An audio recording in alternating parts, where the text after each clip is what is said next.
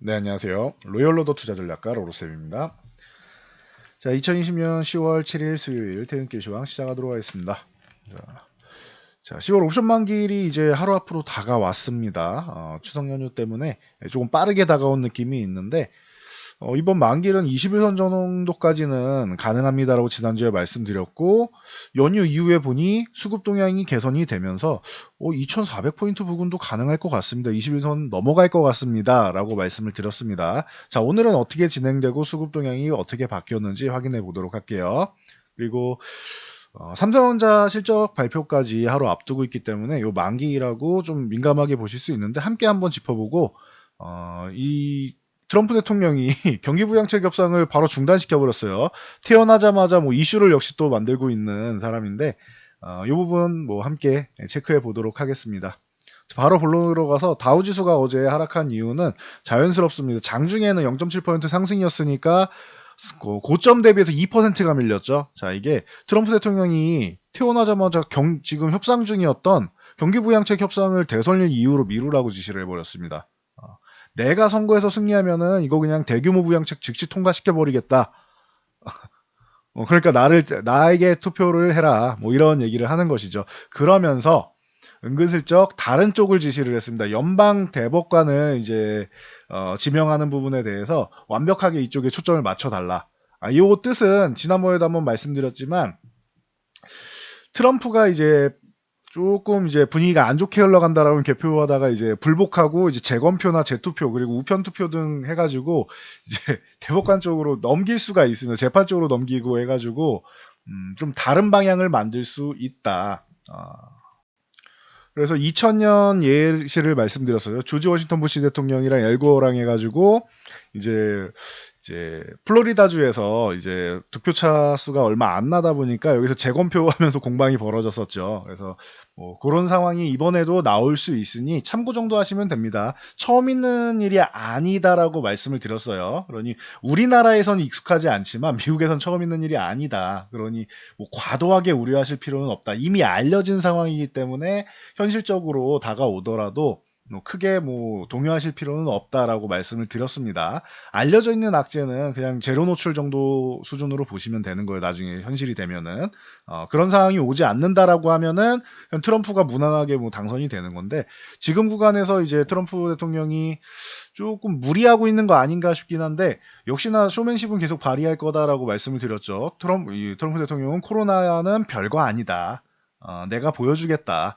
나도 어떻게 보면 위험군에 속하는데 내가 극복하는 걸 보여주겠다라고 하면서 극복하는 부분을 이제 내세워서 코로나 별거 아니다. 내가 얘기하지 않았느냐. 직접 보여주겠다라는 이런 컨셉으로 해서 나올 가능성이 있다. 이 부분에 대해서 이제 우리나라 사람들하고는 이제 서양인들하고는 이제 마인드가 다르기 때문에 어떤 식으로 이제 뭐 받아들이는지 좀 지켜보자라고 말씀을 드렸죠. 트럼프 대통령이 저렇게 전략적으로 행동할 수 있다라고 말씀드렸고 미국인들 입장에서는 그 부분이 좀 어느 정도 먹혀 들어가는 가능성은 충분하다라고 말씀드렸어요. 우리나라는 정서가 다르다고 말씀드렸어요. 그러니까 참고 정도 하시면 될 것 같습니다. 그래서 전일 좀 하락을 했는데 괜찮습니다. 이게 뭐 그렇다고 급락이 나와가지고 기존에 있던 요 하단 부분을 뭐 이탈하거나 한 건 아니고 27,000을 건드린 것도 아니고 하기 때문에 지금 뭐 올라가면서 그냥 잠깐 쉬는 모양이 나온 수준입니다. 괜찮습니다. 뭐 오늘이든 내일이든 다시 또 위쪽 방향으로 돌리면은 뭐 우리 시장에 나쁠 거는 없습니다. 그래서 다우지수 이렇게 보시면 되고 최근에 나스닥이 좀 어려웠었는데 나스닥이 회복 보이고 나서 나스닥도 잘 버텨주고 있습니다. 전일 뭐 2% 이상 상승했으니까 이제 뭐 오늘 조금 밀렸어도 괜찮죠. 고점 대비해서는 똑같아요. 2% 정도 밀렸는데 나스닥도 상승하면서 조금 쉬어가는 구간을 한 차례 만드는 괜히 과열 구간 가기 전에 한 차례 쉬어가는 구간을 만드는 정도 흐름이다라고 보시면 될 것 같습니다. 그래서 참고하시고요. 자, 이렇게 미국 시장이 약했음에도 불구하고 자, 우리나라는 양호했어요. 트럼프 대통령이 저렇게 그 경기부양책 그 협상을 이제 중지시키니까 제롬 파웰 의장은 연설에서 또 이렇게 얘기를 하죠. 추가 부양책 없으면 미국 경제 파국이다. 아예 뭐 자극적으로 얘기를 하죠. 그러면서 충분하지 못한 재정 지원은 이 경기 회복을 지연시킬 수 있다. 이 미국 시민들이 이렇게 고통받는데 왜 저거를 지연시키느냐? 라고 얘기를 합니다. 그래서 미국 경제에 불필요한 고통을 가할 수가 있다라는 얘기를 하고 있으니 뭐 참고 정도 하시고요. 하지만 미국 일이고 우리나라 일이 아니라고 받아들이는 것 같습니다. 전일부터 이제 오션 만기 영향권이기 때문에 수급 동향이 굉장히 중요하다라고 말씀을 드렸죠. 저런 이슈도 당연히 중요하지만 수급 동향이 중요하다. 오늘 전일은 21선 공방일 거다 말씀드렸고 이제 오늘 내일에서 21선 한 차례 돌파할 가능성이 있고 2400 정도 안착은 몰라도 돌파 시도 정도는 가능하지 않겠느냐 이렇게 말씀을 드렸죠. 그래서 기존의 지난주 입장에서는 그 현재 누적 수급이 지난주까지만 해도 추석 연휴까지만 해도 최고 수급으로 보면은 이제 가장 좋았을 때가 21선 정도 건드리는 정도, 아니면 맞고 살짝 다시 밀리는 정도, 요 정도 사이에서 수급이 결정이 돼 있었는데 연휴 이후에 수급이 굉장히 좋았습니다라고 말씀을 드렸죠. 이 21선에 막혀있던 부분을 다 열어줬다. 그래서 이 21선을 돌파할 가능성이 높다. 그래서 연휴 전에는 만약에 여러분들이 현금화 하시면은 굉장히 철두철미한 트레이딩 관점으로 해서 여러분들이 이렇게 지지선 이탈할 때, 혹은 21선이라도 이평선 이탈할 때, 뭐 기준을 정해놓고 트레이딩 관점에서 현금화를 한 게 아닌 이상, 밀리고 있을 때 이런 저점 구간에서 매도하는 거 아니다라고 반복해서 말씀드렸죠. 분명히 반등이 나온다. 정상적인 시장이면. 여기까지 내려왔으면은 시장이 쉬어가는 구간이 이렇게 해서 좀 위쪽에서 쉬어갈 줄 알았는데 좀그 진폭이 조금 커진 것 정도다. 그래서 이 2200 중반에서 2400 중반 정도까지 이렇게 박스권을 그리는 모양이다라고 말씀을 드렸죠. 그래서 이 부분은 명확하게 말씀을 드렸고, 그리고 나서 이렇게 현금화를 하고 싶다라고 하면 이 구간이 아니고 반등이 나왔을 때 21선 정도까지는 어렵지 않으니 이 구간에서 현금화를 하시면 됩니다라고 말씀드렸고, 이번 주에는 수급이 전환되고 있으면서 21선 돌파 가능성이 높아지니까 굳이 21선에서 현금화할 필요가 없어 보인다라고 말씀을 드렸죠. 굳이 걱정되면은 조금 더 올라서 21선 돌파한 다음에 2400 부근 가서 상승이 정체되거나 이 구간을 돌파 못하는 수급이 나온다라고 하면은 그때 이 구간에서 정리하는 게 방법이 될 수 있다. 목표치를 조금 올린 거죠. 그래서 2370포인트 전후였었는데 여기서 한 2%, 뭐 많으면 3%, 요 정도, 2, 3% 정도는 더 위쪽을 열어줬다라고 말씀을 드렸습니다. 그래서 여러분들이 이 부분 참고하시면은 이제 뭐 현금화를 하시던 아니면 그냥 매매 트레이딩으로 매매를 계속 하시던 도움이 많이 되실 거라고 말씀드렸어요. 자, 그러면서 최근에 약간의 우려감이 있던 것이 이 선물을 외국인들이 조금 매도를 했었어요. 9월 만기일 이후에 매도를 하면서 뭐 아주 큰 물량은 아니지만 만기약 이하예요. 그래서 일부 매도 우위로 잡혀 있었는데 이 부분을 이제 오늘 선물을 아예 싹 청산을 해버리면서 양호한 모습을 보였습니다. 외국인들은 이제 선물 매도 신규 매도 같은 경우는 거의 없다라고 보시면 돼요. 그냥 평균으로 봤을 때는.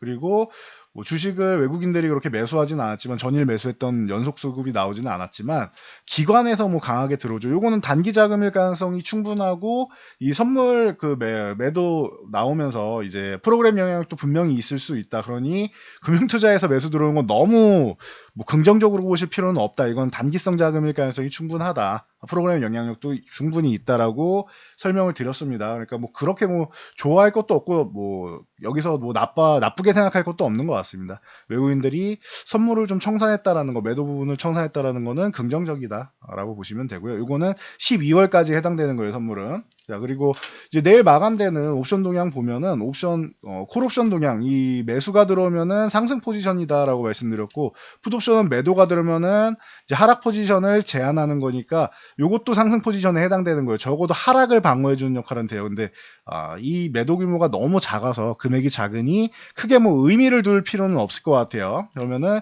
콜옵션 매수 정도 들어오고 선물 매수가 들어왔다. 선물은 대량 매수가 들어왔죠. 콜옵션도 의미 있는 규모 있게 이렇게 매수가 들어오고, 그래서 포지션별로 이렇게 살펴봤더니 자, 누적 수급으로 이렇게 보면은 오늘 317포인트 정도는 바로 위쪽 포인트는 이제 살짝 막아주는 역할 정도는 했어요. 근데 종가에 이렇게 올려붙여 놓은 거 보면은 내일 수급을 잘 봐야겠죠. 만약에 뭐 이 수급이 내일도 유지돼서 317.5 부근을 매도를 쌓는다라고 하면은 내일 뭐 개장 초에 오전장에 이렇게 강세를 살짝 보이려고 하다가 이렇게 내려올 가능성이 높습니다.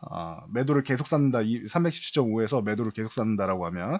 근데 이 부분을 살짝 풀어준다라고 하면은 이제 위쪽으로 한번 돌파해서 2400포인트를 한번 돌파 시도 나올 가능성이 있다고 하는 2400, 230 정도까지도 열어 놓을 수가 있습니다. 왜? 이 320포인트 부분을 제가 어제 버릴 수도 있다라고 했어요. 만약에 내일 317포인트, 30.5를 막으면은 2400 위쪽을 그냥 아예 막아 놓는 거예요. 그럼 내일 강세 보이다가 밀리게 되는 것이고, 그러면 이제 320포인트는 이제 적은, 금액적으로는 적으니까 버리는 물량이 됩니다. 근데 만약에 310.5를 매수가 들어온다라고 하면 내일 돌파해서 2400 넘어서 내일이든 뭐 내일 오전이 됐든 오후가 됐든 뭐 한번 돌파 시도 정도는 나올 수 있고 2400 위에서 끝날 가능성도 충분하다. 그러니 내일 장중 동향을 좀 보면서 판단하시면 되고, 만약에 이런 걸 나는 잘 볼 줄 모르니까 쉽게 가고 싶다 하시는 분들은 현금화를 생각한다라고 하시면 내일 정도에 조금 줄여 놓으시면 돼. 한 30% 정도 이렇게 해 놓으시면 되는 거고, 굳이 나는 현금화 필요 없다라고 생각한다. 저는 지금 오늘 외국인 선물 이렇게 싹 청산한 거, 매도 청산하고 7천 계약 매수 들어온 걸 보면은 굳이 뭐 우려감을 가질 필요까지는 없지 않겠느냐라고 보고 있습니다. 그러니까 뭐 저랑 뭐 같은 생각을 가지고 가신다라고 하면은 주식을 보유하는 데 대해서 뭐 굳이 이렇게 뭐 어려워할 필요는 없는 것 같아요. 지금은 보유해도 되는 상황으로 그 전에 조금 우려됐던 부분을 완벽하게 해소를 시켜 버렸어요, 외국인들이. 그러니까 보유해도 되는 구간입니다. 불안하지만 30%에서 한 50% 사이 요 정도 현금화를 해서 들고 가시는 것도 방법이 될 수는 있습니다. 왜? 말씀드렸듯이 이게 정말로 말씀드렸던 요 박스권을 유지하는 것이다라고 하면 2400을 돌파하더라도 여기가 고점이 될 수가 있어요. 그리고 만약에 돌파를 한다라고 하면은 나머지 뭐 70%, 50% 보유한 물량 가지고 수익을 추가적으로 내면 되는 것이겠죠. 수익을 내면서 돌파하는 거 확인하고 재매수를 해도 되는 겁니다. 그러니 요거는 전략적인 선택인 것 같아요. 그래서 저는 보유해도 상관없다라고 지금 또 만약에 현금화를 하면은 21선 지난주까지는, 이번 주에는 2400 부근 요 위쪽에서는 이렇게 현금화 이렇게 말씀을 드렸고, 이건 현금화 전략 하시는 분들은 한 30에서 50% 정도, 그리고 나는 주식을 들고 가겠다라고 생각하시면은 그것도 나쁘지 않을 것 같아요. 그래서 참고 정도 하시면 될 것 같습니다. 이번 만기일들은 나쁘지 않다. 나쁘지 않다. 생각보다 만기일 수급 괜찮다. 좋게 바뀌고 있다라고 말씀드리겠습니다. 대신 지금 구간에서 많이 올라갈 정도 수급은 아니에요. 바로 위에를 막아놔서 그 구간을 내일 열어줘야지만 2,400을 넘어갈 수 있다. 내일 오전에 봐서 이제 뭐 조금 주식을 좀 줄이거나 하는 것도 방법이 될 수는 있겠죠. 내일 수급 보고 하시던지, 난 불안하다, 한글날도 있고 불안하다 하시면은 내일 조금 현금을 마련하시면 되는 겁니다. 그래서 참고하시고, 코스피가 돌파하면서 코스닥도 21선을 같이 돌파해 있습니다. 그래서 뭐 오늘 뭐 전체적으로 우리 시장은 미국 시장이 저렇게 밀린 거에 비해서 굉장히 선방하고 양호했다. 라고 생각하시면 됩니다. 피치사에서 이제 한국 신용등급을 이제 AA- 안정적으로 유지를 했습니다. 지금 전 세계 글로벌 국가들이 신용등급이 강등당하는 국가들이 많아서 우리나라도 이 코로나 영향력으로 경제 자체는 좋지 않으니까, 주식시장은 유동성으로 좋지만 경제가 좋은 건 아니잖아요, 지금. 그렇기 때문에 부양책을 계속 내는 것이죠. 그러니 이 신용등급에 대해서도 약간 불안해하시는 분들이 계실 수 있는데, 그래도 한국은 코로나에 대해서 잘 대처를 하는 국가다라고, 모범 국가다라고 인식을 하고 있는 것 같습니다. 그래서 PC사에서는 신용등급을 유지해줬다, 알고 계시면 될 것 같습니다. 이 부분은 뭐 긍정적인 것이죠. 자, 삼성전자 6만원 부근에 또 다시 왔습니다. 이번에는 한번 돌파 시도가 다시 한번 나오면서 돌파도 가능하다고는 보는데, 이게 꼭 이제 실적만 발표되면은 비실비실한 움직임을 보이는 경우가 많아가지고 우리나라는 참 이상해요. 그죠? 근데 예상 실적이 지금 긍정적으로 잡혀 있습니다. 지금 영업이익 추정치가 10억 2,859억인데, 이러면은 전년 동기 대비해서는 이제 32% 이상 증가한 겁니다. 30.25%니까. 그래서 이 10억이라는 숫자는 굉장히 중요한 10억이래. 10조입니다. 죄송합니다. 아유, 큰일 날 뻔했네요. 삼성전자를 10억으로 뭐 말도 안 되는 영업이익을 만들 뻔했네요. 죄송합니다. 10조 2,859억입니다. 그래서 이 10조라는 게 굉장히 의미가 있습니다. 왜냐, 이게 2년 전인 2018년 3분기 이후로 10조를 달성한 적이 없어요. 근데 이제 다시 한번 진입하는 것이다. 왜냐, 이 이후로 이제 작년에 누누이 말씀드렸던 반도체 그 부분에서 메모리 반도체 부분이 재고가 계속 쌓이기 시작해요. 공급 과다로. 왜냐? 인텔이 CPU 출시를 계속 이제 좀 지연시키고 이제 차질을 빚으면서 CPU가 뭐 안 나오니 메모리를 판매할 수가 없죠. 그러니 재고가 쌓이고 가격이 작년부터 D램이 뚝뚝뚝뚝 작년 내내 떨어지고 있었죠. 그래서 이 이후에 4분기부터는 10조를 달성을 못했었습니다. 그러니까 의미가 있다. 바로 전이었던 2분기에도 8조대였어요. 8조 1000억이었습니다. 그러다 보니 한 2조 이상은 더 개선되지 않겠느냐. 이렇게 지금 얘기가 나오고 있습니다. 뭐 당연히 이 중심에는 화웨이의 그 반사이익 같은 부분이 좀 충분히 들어가 있다라고 보시면 될 것 같아요. 그래서 참고 정도 하시면 될 것 같습니다. 삼성전자가 실적 발표가 나왔을 때 10조 이상이다라고 발표되면은 당연히 주가에는 긍정적일 것이고, 여기에서 플러스 알파로 볼 수 있는 것들이 삼성전자가 10조 이상이다라고 하면은 관련 소부장 쪽이라던가 5G 쪽이라던가 반사의 수혜로 이제 올라왔다라고 말씀드렸는데, 아니면은 스마트폰 관련주라던가 이런 분야들이 조금 관련주들이 조금 양호할 수 있습니다. 움직임이. 그러니까 요거는 참고로 알고 계시면 될 것 같아요. 삼성전자 실적을 보고 어느 파트가 좋아졌느냐, 그럼 IT 파트가 좀 좋아졌을 가능성이 높겠죠. 화웨이 반사이익으로. 아니면 5G 쪽이 좋아지던지 해서, 그러면은 이런 분야에 있는 종목들이 긍정적인 요소로 받아들일 수 있겠구나라고 생각하시면 됩니다. 참고하시면 되고요. 자, 그리고 애플이 이제 신형 아이폰을 공개한다라고 하죠. 애플하면 바로 LG노텍이 나오는데, 자, 애플 같은 경우 신형 아이폰 공개 초청장이랑 보면은 아무래도 이번에 5G 탑재를 할 가능성이 높다라고 얘기가 나오고 있습니다. 일단 공개는 해봐야 되는데 5G 탑재 예상하고 있으니 시장이 예상치만 맞춰줘도 최근에 이제 삼성 폴더블 폰이나 보면은 다 카메라 쪽에다가 집중했다라고 말씀을 드렸었죠. 그러다 보면은 LG이노텍 쪽이 당연히 한 차례는 주목을 받을 수 있고, 이번에 17만 5천 원을 넘어가느냐 못 넘어가느냐 요게 관건입니다. 참고하시면 될 것 같아요. 17만 5천 원을 넘어간다라고 하면은 LG이노텍도 이제 추가적인 성장 동력을 마련하는 것이고, 17만 5천 원 또 막힌다라고 하면은 여전히 계속 이 박스권 14만 5천 원에서 17만 5천 원 사이 박스권에 있는 것이다라고 보시면 됩니다. 그래서 참고하시고, LG노텍하고 BH 같은 경우 같이 보시면 됩니다라고 항상 말씀을 드리죠. 그래서 애플 하면은 LG노텍과 BH 같은 경우도 오늘 이슈로 해서 이제 21,500원 넘어가서 61선까지 잘 올라타 있는데, 한 22,000원 정도만 유지해주면 위쪽으로 한 차례는 더 올라갈 수 있겠죠. 24,000원대는 어렵지 않을 것 같습니다. 그래서 그 정도는 볼 수 있고, 만약에 애플이 신형 아이폰을 공개했는데 예상보다 반응이 뜨겁다라고 하면 관련주들이 조금 더 움직일 수는 있겠죠. 그래서 참고 정도 하시고요. 그래서 오늘은 이렇게 만기일 앞두고 있으니까 다른 종목들 세세하게 보는 것보다는 이렇게 큰 틀을 좀 잡고 가는 게 중요한 것 같고, 그리고 보수적인 투자자분들 분명히 계실 거예요. 나는 이 정도 올랐으면 너무 많이 올라온 것 같은데, 큰 수익 아니어도 조금 안정적으로 갈 수 있는 경기 방어성 종목을 지금은 매매하고 싶다. 저는 경기 방어주보다는 이제 민감주를 선호하고 성장주를 선호하는데, 성장주보다 난 방어주 쪽으로 해서 지금 구간에서는 잠깐 좀 쉬어가고 싶다라고 하시는 분들은 말씀드렸죠. 지금부터 해서는 배당주들 보시면 되는 거고, 이렇게 찬바람 솔솔 불기 시작하면 배당주 보는 게 맞아요. 그리고 이제 대표적으로 한국전력이나 이런 한국가스공사 같은 경우가 이제 올해 같은 경우는 이렇게까지 눌려 있을 건 아닌데 성장주들에 떠밀려 가지고 지금 못 올라왔죠. 그럼 수익률 키높이 맞추기가 안 나와 있는 상황이라서 한국전력 같은 경우가 21,000원 정도를 넘어가게 된다라고 하면은 좀 좋은 모습을 보일 수 있지 않을까라고 말씀을 드렸어요. 참고로 저는 원래 한국전력을 매매 관점으로 두지 않는 사람입니다. 하지만 지금 구간에서 보수적인 투자분들이라면은 고려해 볼 수 있을 것 같습니다. 라고 얼마 전부터 말씀을 드리고 있죠.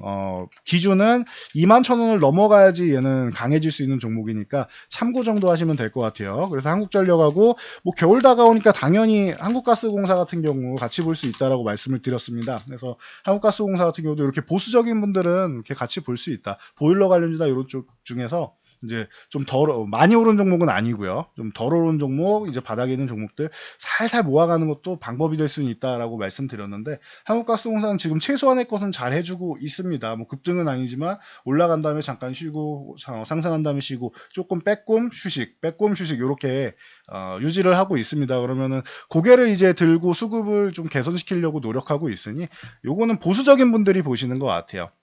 대부분의 이제 지금 동학개미 운동이라고 해서 최근에 이제 주식을 시작하신 분들은 상승장만 계속 봐오셨기 때문에 쉬어가는 장이 적응이 안 되실 거예요. 근데 원래 주식시장은 여러분들이 유동성 장세에서 상승하는 장을 계속 보셔서 그러지, 주식시장은 원래 상승장에도 상승하는 구간보다 횡보하는 구간이 더 깁니다.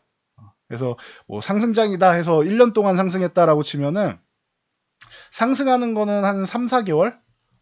그리고 나머지는 횡보하는 거랑 조정 구간이에요. 보통은 이렇습니다. 순수하게 상승하는 기간은 이렇게 짧아요, 보통. 그런데 지금은 일반적인 상승장이 아니고 유동성 장세이기 때문에 좀 가파르게 계속 연속적으로 올라온 거고, 제 예상보다도 더 강합니다라고 계속 말씀을 드리고 있죠. 그래서 적응이 안 되실 수 있는데, 지금은 조금 쉬어가는 타이밍, 전혀 뭐 서운해하실 필요 없다. 이게 정상적인 거다. 왜냐, 주가라는 게 우리가 1km를 전력 질주를 하게 되면, 그러면 다리도 아프고, 심장도 이제 벌렁벌렁 거릴 거 아니에요. 그럼 심호흡하고 다리 마사지 해주고 좀 휴식을 취해야 다시 또 달릴 거 아닙니까? 1km를 전력 질주를 했는데. 그런 것처럼 주식시장도 올라왔으면 좀 쉬어가는 구간 만들어주고, 그리고 나서 다시 뛸 수 있도록 이렇게 쉬는 구간에서 서운해하지 마시고, 아, 자연스럽게 쉬는구나 라고 편안하게 좀 받아들이시면 좋을 것 같아요. 이 휴식 기간이 끝나면은 종목들은 또 다시 움직인다. 어떤 종목? 좋은 종목들 중심으로 움직이는데, 어떤 종목이 좋은 종목이냐, 방금 말씀드렸듯이 삼성전자가 저렇게 영업 추정치를 달성했다라고 하면, 10조 원대를 달성했다라고 하면은 해당 관련주들 분명히 나올 것이고, 그렇게 성장 가능성이 높은 쪽, 그리고 뉴딜 관련 쪽, 그린 뉴딜 같은 경우는 제가 기존에도 한 뭐 몇 차례 말씀드렸는데, 요게 미국 대선하고 좀 연관이 있습니다. 바이든 후보가 지지율이 높다 이렇게 형성이 되면은 그린 뉴딜 쪽이 긍정적일 수 있어요. 근데 바이든 후보가 만약에 안 될 것 같고, 혹은 트럼프가 뭐 불복을 하든지 어떤 방법을 써서라도 트럼프가 당선된다라고 하면 이거 크게 한 차례 조정을 받을 수 있습니다. 가능성이, 뭐 트럼프는 당선되자마자 파리 기후협약부터 탈퇴한 사람이에요. 바이든은 본인이 되면은 기후협약 재가입부터 한다고 얘기하고 있죠. 그럼 둘이 그린 뉴딜 가지고도 크게 맞붙을 수 있습니다. 우리 시장에서 지금 그린 뉴딜이 굉장히 뜨겁기 때문에, 물론 우리 시장만 그런 게 아니라 전 세계 시장으로 당연히 뜨거운 정책입니다. 유럽은 뭐 탄소 제로 얘기 항상 말씀드리죠. 2050년. 그래서 그린 뉴딜 같은 경우는 전 세계적으로 이슈가 될 수 있지만, 이게 미국 대통령에 의해서 한 차례 움직임의 변화가 생길 수 있으니까, 요쪽은 이제 여러분들이 조금 줄이면서 보시는 게, 뭐 불확실성이 있을 때는 좀 줄이면서 보는 게 낫겠죠. 그래서 오늘 같은 경우도 뭐 하나솔루션이 좀 올라오면은 그런 종목들은 조금 줄이면서 보는 것도 방법이 될 수 있을 것 같아요. 주식하면서 마음 편한 게 제일 좋다라고 저는 생각을 합니다. 그래서 마음 편안하게 먹으시고 시장 보시면은 될 것 같습니다. 내일도 그렇게 뭐 우리나라 시장에 부정적인 영향을 끼칠 것 같지는 않습니다. 오늘 수급도 굉장히 좋았다. 만기일 앞두고 긍정적이고, 이제 삼성전자 뭐 같은 경우도 내일 예상치만 뭐 달성해 준다라고 하면은 뭐 좋은 움직임, 그리고 삼성전자가 나머지 이제 부품주들, 뭐 장비주들, 뭐 소재주들 끌고 움직이지 않을까 이렇게 예상되니까 참고 정도 하시면 될 것 같습니다. 저는 여기까지 말씀드리고 물러가도록 하겠습니다. 만기일 대응 잘 하시고요. 자, 영상이 도움되셨다면 좋아요와 댓글, 알람 설정해 주시고 잘 참고해서 모두 안전 투자하시기 바랍니다.